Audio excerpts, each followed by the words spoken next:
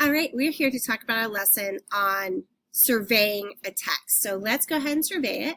And our target for this lesson is I can use the overall format and structure of a text to predict a main idea.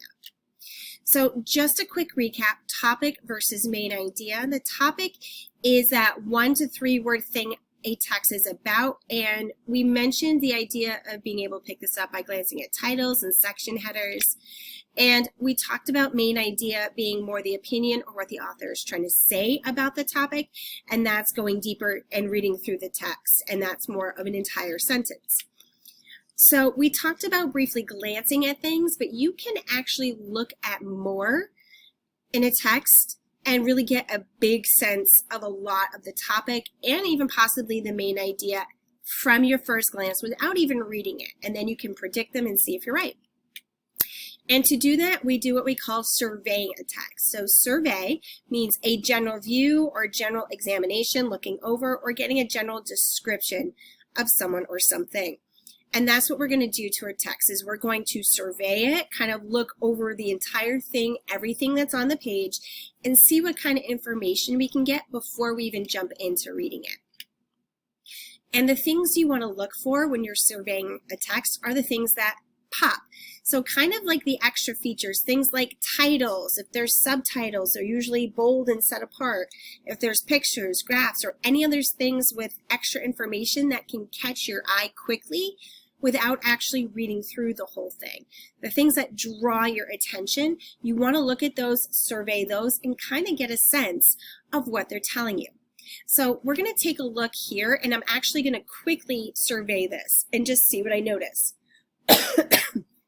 So, I'm noticing the title up here, opinion, the scale of U.S. election spending explained in 5 graphs. I'm seeing the United States flag and people holding signs. And I have 1, 2, 3, 4. I thought I said 5 graphs, but that's okay. But I have multiple graphs here that I am looking at. So this graph seems to have an upward trend, even though I can't really see the numbers because if I were zoomed in, I could. But this also has an upward trend. This has a general upward trend, as does this. And I'm seeing subtitles of increased independent spending and changing dynamics of donors. All right, so just glancing over this, I already have some ideas about the things that I've seen. And this is going to actually help me predict the topic. So I just noticed there was a lot about the election and various things for spending. So election spending is my 2-word topic because it happens to be a phrase.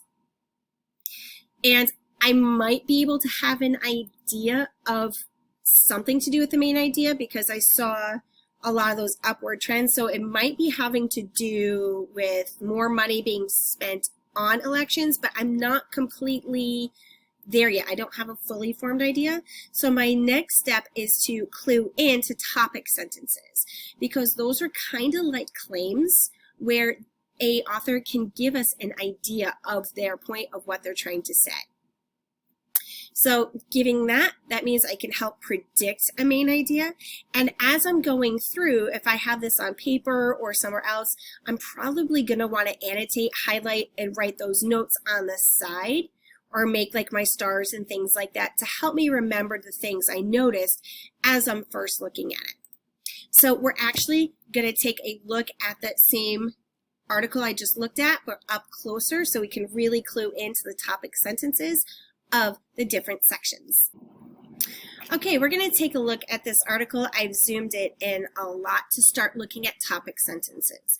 Now, if this was a smaller article, I could probably look at topic sentences of like each paragraph, but since it's longer, I'm going to clue into topic sentences of sections. So right here, this very first one is the United States spends a huge amount of money on elections.